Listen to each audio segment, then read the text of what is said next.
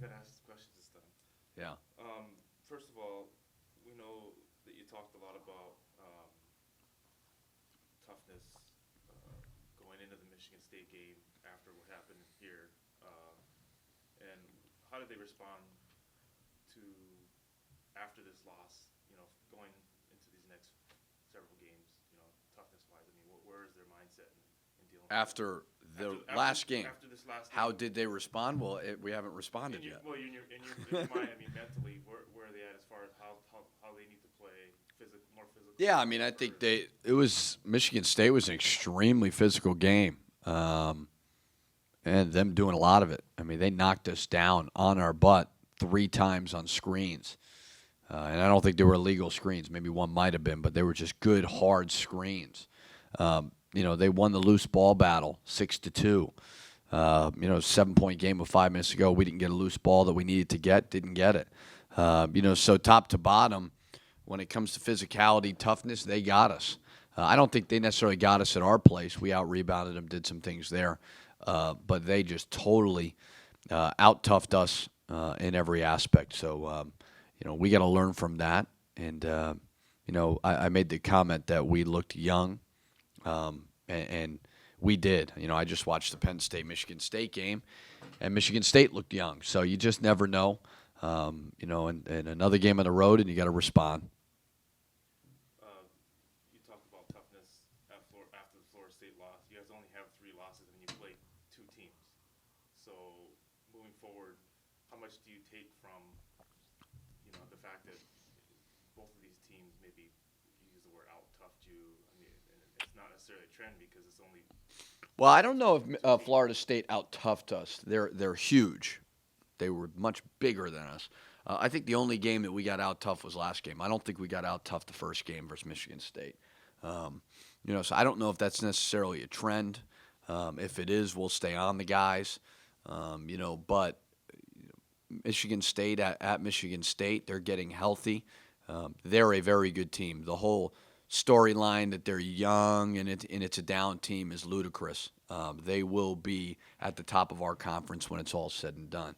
They're young, but they've got McDonald's All-Americans. So, and they've got a nice blend of older guys. So they're a terrific team. We did not have our best game. Unfortunately, that can happen with a young team. And you've got to find a way to not allow that to become 2 games. I don't know if you're going to win or lose, but you got to be able to battle, compete in this conference. If you don't, you're going to be on the losing side of it. Offensively, you talked about lack of continuity and just especially in that first half when it seemed like Dupree was the only one getting it going. Can you talk about that a little bit? Yeah, we're not a good offensive team right now. We've showed, Purdue we were, Northwestern we were, even Ohio State we did a good job, but last game we got frustrated and gave up on the offense and just tried to do it ourselves off the bounce. When we throw it inside, we'd never throw it back out. We were really, really making ourselves easy to guard, trying to move the defense with the dribble instead of moving them with the pass. So it was a very, very poor offensive game for us. And I think at the first half, we had so many balls roll in and out. Guys got extremely frustrated. We had missed layups. I don't remember too many made jump shots, maybe Dupree. So it was not an easy game for us. And we've got to make sure to trust the offense. We can't abandon it and try to do it all ourselves. But you have players who their strength at times is maybe going one-on-one, going off the dribble. How do you put it in their mind? I got no problem with them going off the bounce. I don't want to run a delay game offense. That's not the point. But the point is you have to move the defense first and then drive the closeouts, where we were trying to do it without any movement. Scouting comes into play. Teams are going to guard your initial action. They may switch it. They may, clog the court, whatever they're going to do. And then what do you do when all that stuff breaks down? You stick to what we call our flow. Our flow was really bad. That ball was not moving side to side. It was just 1-2 passes and then trying to, make a shot. We're throwing it inside. We're not looking back out. We're not creating closeouts. So, we worked on it yesterday. We'll work on it again today. Penn State, their team that going into the season, people looked at them because they made improvements last year. They brought in a lot of talent that they were going to make a jump, and the Michigan State game shows their potential, but they haven't really shown much of that this year. I mean, what is your take on that? I think they have. Did you watch the Michigan State game? Yeah, I mean, other than the Michigan State game. Who are these people that you're referencing? I always like when people say that. I think they're a very talented team, but they're a young team. You look at Ken Pom, that experience, right? I mean, they're like in the 330s. So they're going to have moments where they don't look good. That's what young teams do. And then they're going to have moments where they play a Michigan State team and they're going to look terrific. It's just like us, young team. We go at Purdue and we look good, and then we don't look good at Michigan State. It's just you do your best to find a level of consistency with young guys, but it's hard. And, Penn State, they're extremely young and playing a lot of young guys, and that's a recipe for making you look bad and then making you look good. So they're talented. It takes time, and Pat stuck with it. And he's got a nice young core, and they've got good size.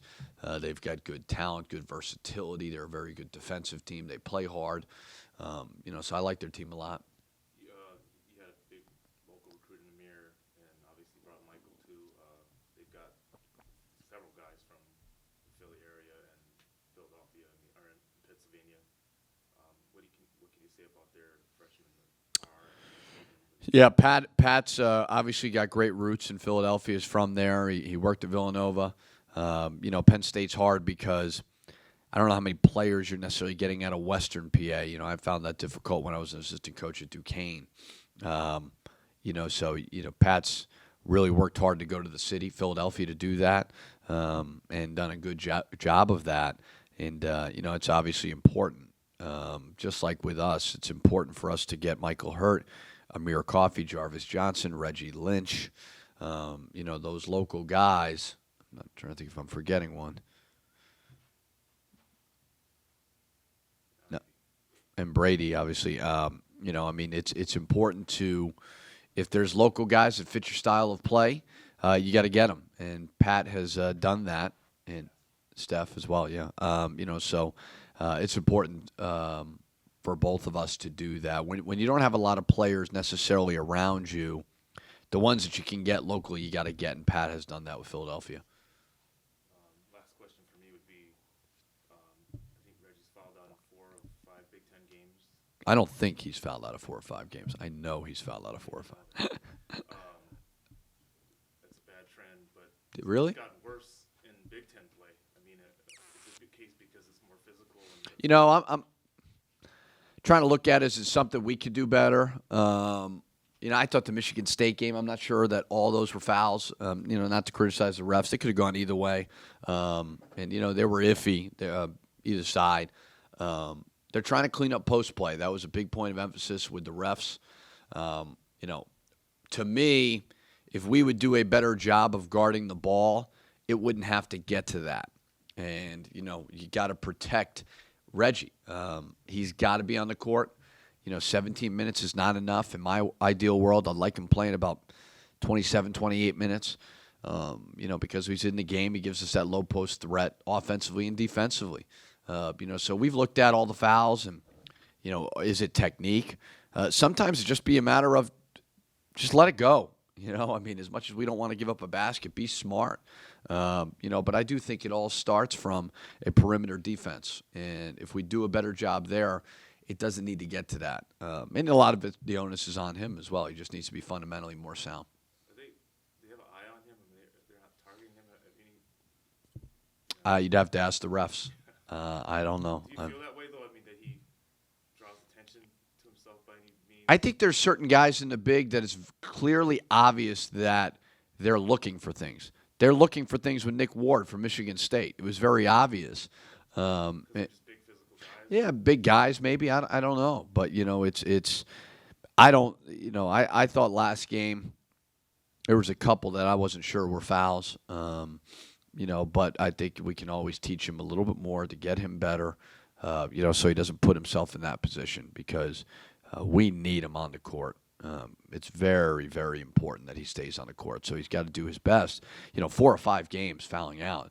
That cannot happen. And I think that 5th game, he had 3 fouls. So he's in foul trouble. You can't be the ref's fault all the time. At some point, that trend is alarming. And, we've got to figure it out because this is too much already. Anything else? Anybody else? Everybody?